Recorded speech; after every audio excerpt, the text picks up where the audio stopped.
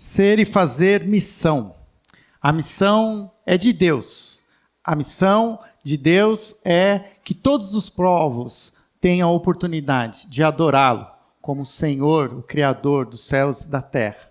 E a igreja cabe, então, a responsabilidade de executar essa missão. Deus escolheu a mim e a você para sermos missionários. Essa missão, ela é transcultural. No primeiro domingo do mês, esteve aqui conosco o Tiago Alves, missionário em Moçambique, e nós podemos entender que existem povos não alcançados que precisam conhecer o Evangelho de Jesus. E essa missão, então, ela se torna transcultural. Nós saímos da nossa zona de conforto e nós, então, vamos até os confins da terra para que todos os povos o adorem. Mas essa missão, ela também é missional. Missional no sentido que, muitas vezes, eu preciso somente ir do outro lado da rua. É com quem o meu vizinho, é com aqueles com quem eu convivo. Semana passada, o pastor Clauber esteve aqui e ele foi muito prático em nos mostrar como a nossa rotina diária pode ser uma oportunidade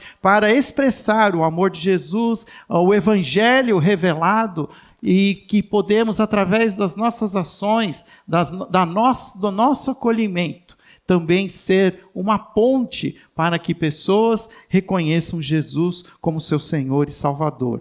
Hoje, nós vamos falar que essa missão, ela também é uma missão geracional. O que significa uma missão geracional? A missão geracional, ela é um compromisso. Vamos ver, mudou? Está mudando?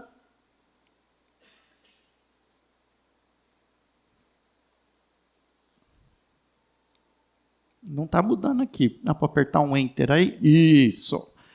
A missão geracional, ela é o compromisso de transmitir a fé cristã de geração em geração, envolvendo a formação espiritual de crianças, adolescentes e jovens. Hoje nós tivemos a oportunidade de trazer aqui à frente a Dandara. A Dandara hoje, ela se tornou para nós ali um foco de que existe uma nova geração que precisa conhecer a Jesus. Não basta ser filho de crente, é preciso conhecer a Jesus. E nós também sabemos que não é preciso muito tempo, basta 3 gerações para que a última geração não saiba nada do que tem acontecido com a primeira geração. Isso é a realidade que você vai ver lá em Juízes. O livro de Juízes é um livro que vem logo após o movimento de Israel conquistando a terra prometida. Todo mundo está no seu quadrado, todo mundo já ali achou o seu lugar. Mas bastaram-se 3 gerações para que os netos não conhecessem nada do que Deus fez, literalmente, sobre o povo no Egito. Porque é preciso compartilhar, é preciso transmitir. Nós precisamos entender que há um compromisso da igreja em continuar transmitindo a fé cristã aos mais novos, a uma nova geração de crianças, a uma geração de adolescentes e a uma geração de jovens. Quero que você abra a sua Bíblia no livro de 1 Samuel. 1 Samuel, capítulo 17. Essa é uma história muito conhecida, uma história que muitas vezes nós a reduzimos a uma história nas classes infantis, mas ela pode muito nos ajudar a entender a importância da nossa igreja ser uma igreja comprometida com a missão geracional. O capítulo 17 é um capítulo muito rico em detalhes, é a história de Davi e Golias, uma história que até mesmo a nossa sociedade civil usa, muitas vezes, para expressar a vitória do fraco sobre o forte. Mas aqui existem muito mais lições que nós podemos aplicar à nossa realidade. A história de Davi e Golias vai nos mostrar que muitas vezes um cenário de medo é capaz de paralisar toda uma geração. Que um cenário de medo é capaz de fazer com que aqueles que conhecem a esperança percam a esperança. Vamos ler juntos o capítulo 17. Eu quero que você acompanhe comigo a leitura a partir do verso 4. Nós vamos ler do verso 4 até o verso 11. Diz assim: um guerreiro chamado Golias, que era de Gate, veio do acampamento filisteu. Tinha 2,90 metros de altura. Ele usava um capacete de bronze e vestia uma carapaça de escamas de bronze, que pesava 60 quilos. Nas pernas usava caneleiras de bronze e tinha um dardo de bronze pendurado nas costas. A haste da sua lança era parecida com uma lançadeira de tecelão e sua ponta de ferro pesava 7 quilos e 200 gramas. Seu escudeiro ia à frente. Golias parou e gritou às tropas de Israel: por que vocês estão se posicionando para a batalha? Não sou eu um filisteu e vocês os servos de Saul? Escolham um homem para lutar comigo. Se ele puder lutar e vencer-me, nós seremos seus escravos. Todavia, se eu o vencer e eu puser fora de combate, vocês serão nossos escravos e nos servirão. E acrescentou: eu desafio hoje as tropas de Israel. Mandem-me um homem para lutar sozinho comigo. Ao ouvirem as palavras do filisteu, Saul e todos os israelitas ficaram atônitos e apavorados. Vamos orar. Senhor, ilumina os nossos corações, ilumina as nossas mentes, para entender a Tua palavra, para aplicá-la às realidades que temos, Senhor, vivido em nossos dias, e que possamos aqui também ser instruídos pelo Teu Espírito Santo. Essa é a nossa oração. Em nome de Jesus. Amém. Golias dominava o cenário. Se você consegue imaginar, imagine um campo. Entre esse campo havia um vale, 2 áreas mais altas, 2 montes. Em um dos montes estava todo o exército de Israel. No outro monte, todo o exército filisteu. Durante 40 dias, tanto pela manhã como pela final da tarde, aquele exército, tanto de Israel como dos filisteus, se juntavam no alto dos seus montes e se avistavam. Você já deve ter visto alguma cena de batalha dessa. Agora as séries de TV têm trazido muito dessas cenas, um vale onde as pessoas descem correndo e elas aproveitam inclusive a declividade para ter mais força para o combate, para o confronto. E era muito comum que em algum momento alguns dos exércitos chamasse para o ataque e aí aquelas manchas de pessoas desciam para a guerra. Mas algo aconteceu diferente. Se o exército estava de Israel pronto para a guerra, aconteceu que aqui no exército filisteus apareceu alguém que destoava. Alguém muito diferente do comum. Um gigante, literalmente, 2,90 metros. Eu nem sei que altura é essa, porque 1,90 para mim já é grande. Imagina acrescentar mais 1 metro. É alguém que quando fosse entrar na sua casa, batesse o cucuruco lá no telhado. Né? Bom para trocar lâmpada, limpar teia de aranha. Esse cara chamava Golias, um filisteu. E ele destoava, ao ponto de que você, ao ver aquele mar de pessoas, existia que era um pináculo na frente, assim. Era Golias. E ele era abusado. Ele gritava e ele dizia assim: vocês estão se posicionando para a batalha? Por quê, todo mundo? Traz um só, 1 contra 1, vamos lá. Vamos fazer 1 contra 1, um MMA, um desafio. Chama Netflix, vamos gravar isso. Vamos fazer aqui um desafio. Golias, o gigante, contra um de vocês. Se você é alguém que já leu o Velho Testamento, principalmente a história dos primeiros reis de Israel, você vai saber que no meio do povo de Israel, existia também um homem alto. Ele se chamava Saul. Saul era o rei de Israel. E quando ele foi escolhido, a Bíblia deixa, inclusive, bem claro que ele era o mais alto entre os israelitas. Se fosse por tamanho, Saul deveria se apresentar. Mas o fato é que ninguém tem coragem de enfrentar o gigante.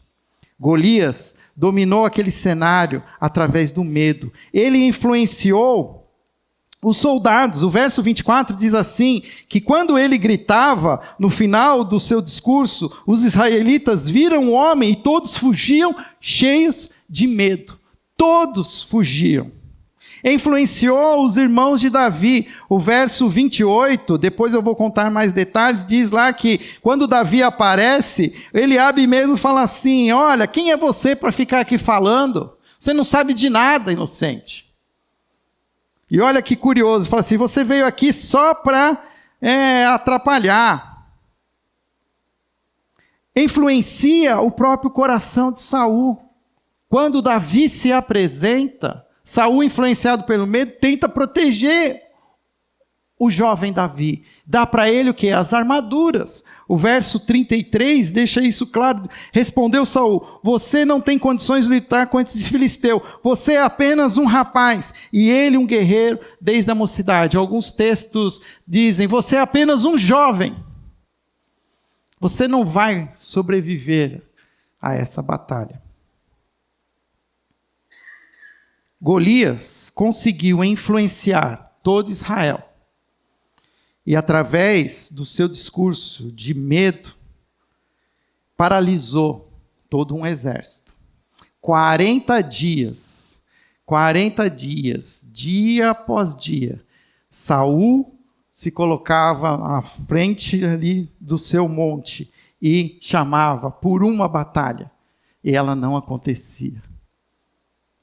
Até que entra Davi na história. O texto diz que Davi estava pastoreando as ovelhas. Davi era o filho mais novo de Jessé. Jessé tinha vários filhos. 3 dos filhos mais velhos de Jessé estavam em batalha. E em um certo momento, Jessé pede que Davi vá ver como é que estão as coisas, porque passam esses 40 dias e ninguém fala nada, ninguém, né, não vê ambulância, não vê helicóptero, o que está acontecendo? E aí ele manda Davi, ele fala assim, olha, leva uns pães, leva para os seus irmãos, mas pega um queijo, leva lá para o oficial lá do pelotão. E ele diz que ele entrega tudo, mas ele chega exatamente na batalha, exatamente no momento do desafio diário de Golias. E ele vê tudo aquilo, e é interessante a reação de Davi. Davi, ele leva os suprimentos, o versículo 22 diz, Davi deixou o que havia trazido com o responsável pelos suprimentos e correu para a linha de batalha para saber como estavam os seus irmãos. Enquanto conversava com eles, Golias, o guerreiro filisteu de Gate, avançou e lançou seu desafio habitual. E Davi o ouviu. E aí no versículo 26, olha que interessante, Davi perguntou aos soldados que estavam ao seu lado, o que receberá o homem que matar esse filisteu e salvar a honra de Israel? Quem é esse filisteu incircunciso para desafiar o exército do Deus vivo? Parece que a única pessoa indignada, a única pessoa que ali não foi dominada pelo medo foi o próprio Davi. Por que Davi não é dominado pelo medo? Muitas vezes, quando nós nos permitimos ser dominados pelo medo, quando o medo controla a nossa mente, nós nos tornamos incapazes de ver o bem que está ao nosso redor. Muitas vezes, a própria igreja de Cristo, diante dos desafios dos nossos tempos, tem se sentido incapaz, com medo, e não está fazendo nada. É muito fácil hoje a igreja ser dominada pelo medo. Medo das doenças, de novas pandemias, medo da inteligência artificial, medo das guerras, medo da globalização, medo do Lula presidente, medo do Trump presidente. Tem medo de tudo. E quanto mais velho a gente fica, mais medroso a gente é. Verdade ou mentira? Você já parou para pensar como os jovens, eles, até pela ignorância que eles têm, eles são mais corajosos? Né? De manhã a mãe fala assim, leva blusa, vai fazer frio, leva guarda-chuva. O jovem, ele nem sabe se vai chover. Se chover, ele vai dar um jeito, ele vai se virar. A ignorância é uma bênção. Mas às vezes, nós os mais velhos, que já se molhamos muito, que já passamos muito frio, a gente está com cada vez mais coisa, né? A gente leva mochila, né? Leva guarda-chuva, protetor solar. Agora a gente leva também, como é que chama? Contra inseto, repelente. Eu nunca usei repelente. Agora eu dei de usar repelente agora. Já nem saio de casa assim, eu ponho o pé para fora assim, ó. Medo de ser picado. Medo de pegar dengue. Mas os jovens, eles têm uma cabeça às vezes mais ignorante assim, no sentido positivo da palavra, e eles deixa, vamos ver, o que a gente se vira, dá um jeito. Davi tinha um pouco disso.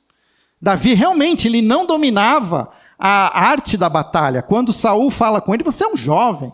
Quem é você para falar que você é capaz? Você nunca entrou num campo de batalha. É verdade. Davi era inexperiente. Davi, de fato, era um jovem. Mas quando Davi chega naquele vale, a mente dele não era dominada pelo medo. A mente dele era dominada por Deus. Deus, o Senhor, era a única realidade grandiosa na vida de Davi. Ele tinha uma mente orientada pelas experiências vividas com Deus nos seus anos de adolescência. Quando Saul fala com ele, fala assim, olha, você tem que se proteger, estou aqui a minha armadura. O texto vai dizer o que ele diz lá, versículo 37, o Senhor me livrou das garras do leão e das garras do urso, me livrará das mãos desse filisteu. Foi na adolescência que Davi experimentou a força de Deus ao proteger suas ovelhas de leões e ursos. A relação de Davi com Deus falava mais alto do que o rugido do leão, do que o rosnar do urso ou com o grito de qualquer gigante filisteu. Davi tinha certeza que o seu Deus era maior, porque ele na sua adolescência, olha que lindo isso, na sua adolescência ele já tinha experimentado o que o Deus dele era capaz de fazer. E o que isso tem a ver com uma igreja geracional? Que nós precisamos dar a oportunidade para que as crianças, os adolescentes da nossa igreja, experimentem quem é Deus de verdade. Nós, hoje, os mais velhos, a gente tem uma tendência de querer até preservar demais os nossos filhos. E até, de certo sentido, eu entendo a sinceridade do nosso coração. Quantos de nós queríamos, muitas vezes, ter sido protegidos pelos nossos pais? Mas, às vezes, eu vejo que nós chegamos num momento em que a gente está agora até atrapalhando o desenvolvimento. Nós não estamos deixando que os nossos filhos ganhem casca grossa, como diria. Já contar que eles já saem todos empelotados já de creme, de protetor solar. Ok. Mas a gente precisa entender que muitas vezes a gente, sem saber, a gente também está tentando evitar que os nossos filhos se frustrem, que os nossos filhos tenham as suas próprias crises. E que nessas crises Deus se revela. Se Davi tivesse sido guardado dentro de casa como filho caçula, que só jogava videogame, ele nunca estaria no campo pastoreando ovelhas. E não saberia como é a experiência de ter que enfrentar um urso e um leão. Meu irmão, o Clauber, que veio aqui semana passada, o pastor Clauber, ele não contou isso, achei até que ele podia ter contado. Mas ele tem um filho de 20 anos, o Lucas. O Lucas faz 2 anos, quase 2 anos, que ele está dentro de um navio da Operação Mobilização, chamado Hope 2, que viaja o mundo, compartilhando o evangelho nos portos. E ele passou agora quase todo o continente africano. Ele contou agora que ele passou 2 semanas atravessando o Atlântico e chegando agora no Caribe. E para ficar dentro daquele navio, ele teve que aprender a se tornar um marinheiro. Tinha que tomar conta do convés. Tinha que saber aprender a como que é situações de emergência. Se tornou o líder do bote de salva-vidas. Aí você fala assim, nossa, mas que novinho. Né? Um pirulão assim, magrelo. Não tem nem força no braço. Agora vem, fala, se você iria. Fala a verdade. Mas os nossos jovens, sim. Até por uma certa ignorância, eles nem imaginam os perrengues. Eu lembro que tem uma época lá que tinha várias... eles vão fazendo várias funções. E aí, quando você atraca o navio no porto, ele fica aberto à visitação. E ele fica como se fosse um prédio, literalmente, atracado. Então, ele precisa ter controle de acesso, porque tem as escadas. E aí eles montam uma guarita. E aí precisa pôr alguém lá na guarita 24 horas. E o Lucas, o nome do meu sobrinho, ficou fazendo, acho que uns 40 dias, o período da noite, 12 horas, das 8 da noite às 8 da manhã. E ele só podia ficar dentro da guarita, ele não podia nem sair da guarita. E não podia nem mexer no celular, porque ele tinha que estar alerta. 20 anos, 19, 20 anos. Mas nós temos ouvido os relatos das coisas maravilhosas que Deus tem feito. E ele tem sido testemunha da grandeza desse Deus, do poder de Deus. E isso significa ser uma igreja geracional, que dá oportunidades para os nossos jovens, os nossos adolescentes, serem usados por Deus em desafios que nós hoje não temos coragem de fazer. Que desafios nós temos hoje? Eu comecei a procurar uma lista de desafios, perguntando quais são alguns dos gigantes que surgem nos horizontes das nossas vidas. Nós que agora atravessamos o século 21, esse foi um século que, em apenas 24 anos, quantas mudanças surgiram nesses 24 anos? Olha, eu estava olhando aqui as mudanças. Na época do meu pai, na época dos meus avós, as coisas não mudavam com a velocidade que mudavam. Eu era ainda pastor de adolescentes na final de década de 90, 2000, e eu falava para os pais que a profissão que os filhos deles teriam ainda não teria sido inventada. E isso se tornou uma realidade. Porque hoje tem influenciador digital, hoje tem piloto de drone, tem hoje, como é que fala aí, gestor de mídias sociais. São profissões que não existiam há 20 anos atrás. Nós vivemos uma nova realidade. E muitas vezes, nós, os mais velhos, ficamos olhando essas realidades e nós ficamos assombrados. E aí, o que a gente faz? Eu lembro aí já contei essa história, eu pastoreava um jovem, ele entrou em engenharia elétrica na Poli, na USP. Deu 1 ano, ele foi fazer um intercâmbio no Canadá. Nunca mais voltou. A mãe dele ficou desolada uma vez, conversando. Eu queria tanto que o Edu se tornasse um engenheiro, que nem o pai dele, terminasse a faculdade na USP. Mas sabe o que o Edu se tornou? O Edu se tornou um youtuber. BRK2, a molecada deve saber quem é. Conhece e comenta todos os videogames, ele faz gravação, ele viaja, vai para essas feiras e ganha dinheiro, se sustenta, é uma família linda. E é crente, casou com uma menina crente. Só não se tornou engenheiro elétrico que a mãe queria. Mas a gente não imagina as oportunidades que nós temos pela frente. Olha, eu listei 5 mudanças no mundo a partir do século 21. A primeira delas, o avanço da que eu acabei de falar, da tecnologia e da digitalização. Há apenas 17 anos. Quem tem menos aqui de 17 anos? Levanta a mão. Tem alguém aqui com menos de 17 anos? Pronto, está lá em cima. Pode abaixar. Há 17 anos atrás foi lançada a primeira versão do iPhone. Apenas há 17 anos atrás, em 2000 e, faz a conta, 2007. O Facebook, que vocês gostam de gastar tempo, foi lançado em 2004. Tem 20 anos já, mas só também. Netflix, acabei de falar dela, 2011. E como mudou? Questões sobre a privacidade, a inteligência artificial descontrolada, a cibersegurança, são questões que hoje são discutidas. E a gente fica com medo, né? Agora tem até inteligência artificial no WhatsApp. Bênção ou maldição? Quem saberá? Globalização e interdependência econômica, disparidades no acesso a recursos, conflitos geopolíticos, guerra no Oriente Médio, na Ucrânia, tensões no Indo-Pacífico. A gente vai vendo, né? Xi Jinping, vocês viram? Xi Jinping, o presidente da República Chinesa, ele vai vir para o Brasil.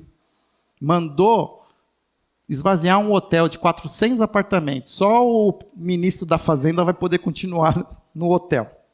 Ele trouxe e tem mais de 400 pessoas na sua delegação presidencial para um encontro que vai acontecer aqui no Brasil, G20, onde estará também o presidente dos Estados Unidos. O mundo tem discutido o seu futuro. Mudanças climáticas e sustentabilidade. Os desastres naturais são cada vez mais frequentes e severos. Chuvas que aconteciam a cada 100 anos. Eu fiz uma matéria de engenharia e a gente fazia cálculos para drenagem assim com chuvas de 100 anos. Ou seja, se você projetava algo que poderia aguentar uma chuva que acontecia a cada 100 anos. Essas chuvas acontecem quase todo ano agora. E nós não estamos conseguindo dar conta. Era na década de 80, eu estava no ensino fundamental. E a professora dizia que o petróleo ia acabar. Né? Tinha aquela crise do petróleo. O petróleo não vai acabar. Tá? É o Maurício que não me deixa mentir. Se descobriu outras maneiras de continuar extraindo petróleo de onde nem sabia que tinha. Mas sabe o que vai acabar? A água. A água. Vamos beber petróleo. A água está acabando. Já ouviram falar do aquífero Guarani, que é um dos maiores reservatórios de água natural que existe aqui embaixo do estado de São Paulo? Ele não consegue se renovar com o tamanho do consumo de água que a gente toma. A gente usa muito mais água do que é capaz do aquífero Guarani se regenerar. Perda da biodiversidade são parte dos desafios da sustentabilidade. 4. Transformações sociais e culturais. Movimentos de direitos civis e igualdade de gênero e discussões têm sido cada vez mais amplas. Palavras que a gente usava normalmente, agora a gente não pode mais falar, porque podem ser uma ofensa. Isso faz parte de uma maturidade, de uma maneira de a gente... Mas isso traz, muitas vezes, para nós, os mais velhos, um pouco de desconforto. Fala, mas por que agora? Eu não posso mais? Não, agora não pode mais. Ah, mas podia. Mas agora não pode mais. Por último, pandemia da Covid-19 e a mudança na saúde global. Hoje é fato que existe uma maior resistência antimicrobiana. Cada vez remédios mais poderosos não dão conta de bactérias cada vez mais poderosas. Vírus cada vez mais mortais. Se não bastasse isso, hoje existe uma crise das vacinas. Porque quando a ignorância, né? Eu falo para você, ignorância é uma benção. A hora que você começa a falar um pouco de vacina, começa a estudar, aí pronto. Ah, não sei não, acho que essa vacina não E a gente não toma nem vacina para coqueluche, gente. Pandemia da saúde mental. Se não bastasse as doenças físicas, existe uma pandemia silenciosa, apesar do nome ser a saúde mental não ser assim uma coisa que é de contaminação. O fato é que os transtornos mentais são cada vez mais presentes na nossa sociedade. Nós temos uma sociedade cada vez mais doente emocionalmente. E esses são desafios. Agora, quem vai enfrentar esses desafios? Eu e você? Eu, se Deus me deixar viver mais uns 40 anos, né? Mas a Bíblia fala que depois dos 80 também, ó. Né? Quem vai enfrentar tudo isso é a nova geração. Cadê os Davis que vão chegar e vão dizer, olha o que Davi fala, gente, olha que lindo. O texto, o verso, aqui tem um verso, deixa eu ver aqui onde ele está. Versículo 37. Versículo 36, ele diz assim: teu servo pôde matar um leão e um urso. Esse filisteu incircunciso será um deles, pois desafiou os exércitos do Deus vivo. Aí aqui ele usa uma palavra que ele não tinha usado. Ele usa um nome diferente para Deus. Se a sua Bíblia, pode ser que a edição está como letra maiúscula, Senhor, em caixa alta. Ele usa a palavra agora, Jeová, Yahvé. Jeová, que me livrou das garras do leão e das garras de um urso, me livrará das mãos dos filisteus. Eu sei quem é meu Deus, e o meu Deus é Jeová, é salvação. Porque eu já fui salvo por esse Deus. Um jovem, um adolescente, ele já sabia o nome de Deus por experiência própria. E quando colocaram ele à frente ali da batalha, para a gente aqui encerrando, ele vai com 5 pedras e uma funda, com a sua especialidade. Talvez nós não vamos conseguir tratar desses desafios, mas existe uma geração que, com a sua expertise, com a maneira como eles já estão hoje desenvolvidos, essa geração que já nasceu num ambiente digital, eles vão fazer as coisas assim muito mais fáceis. Eles vão combater esses gigantes de uma maneira que nós vamos achar que é uma loucura. Mas eles vão ser assertivos, porque eles vão fazer aquilo que eles sabem fazer, porque nós, como igreja, nós vamos treinar os nossos adolescentes e permitir que eles façam as coisas em nome de Deus, usando as suas vocações, as suas qualidades, os seus gostos pessoais. Uma igreja geracional, ela permite que uma nova geração faça a obra de Deus do jeito que eles querem. Muitas vezes a gente quer que eles façam do nosso jeito. Olha, porque é assim que a gente faz. Tô aqui a armadura, tô aqui as 5, né? O Clauber até falou disso semana passada. Toma aqui o folheto, as 5 linguagens, né? As 5 leis espirituais. Não que isso não funcione, funciona. Mas muitas vezes os nossos jovens adolescentes têm um outro jeito, têm uma outra maneira. E nós vamos ter que dar a eles essa chance, porque o fato é que Davi, com uma pedra, derruba o gigante. Essa parte da história a gente sabe. Nós não precisamos contá-la com detalhes. Mas eu queria terminar. É eu que estou mudando ou é vocês que estão mudando para mim? Acho que é vocês, né? Pode mudar, mas pode ir mais uma para frente. Pode ir mais uma. Isso. Eu quero deixar uma pergunta. Como os jovens irão encarar os desafios do século XXI se não viverem experiências reais e significativas com o Evangelho de Jesus? Eu tenho conversado com os pastores da igreja, tenho pensado como nós podemos, o ano que vem, ser uma igreja que ofereça oportunidades significativas, experiências reais, para que os nossos jovens adolescentes vivam experiências com Deus que fortaleçam a fé deles. E eu estou ainda no mundo das ideias, mas eu quero dizer para vocês que eu quero intencionalmente, alcançar uma nova geração. Não de discípulos, mas de missionários. De homens e mulheres que vão sair das suas zonas de conforto e vão em locais que nós não iremos. Os nossos filhos já estão saindo das nossas casas e ir morando em outros países. É possível olhar aqui e ver que existem filhos nossos que estão em outros países hoje. As gerações já são globais. E não tem nada mais global do que o Evangelho de Jesus. E serão eles que irão em esses lugares onde nós não iremos mais. Nós ficaremos aqui no forte. Mas os nossos filhos irão, e nós precisamos entender isso. E olha que lindo como a história termina, eu quero terminar. Diz que no final, Davi, ele vai conversar com Saul, e ele está com a cabeça de Golias na mão. Ele está com a cabeça de Golias na mão. E o último versículo, versículo 38. E Saul lhe perguntou: de quem você é filho, meu jovem? De quem você é filho?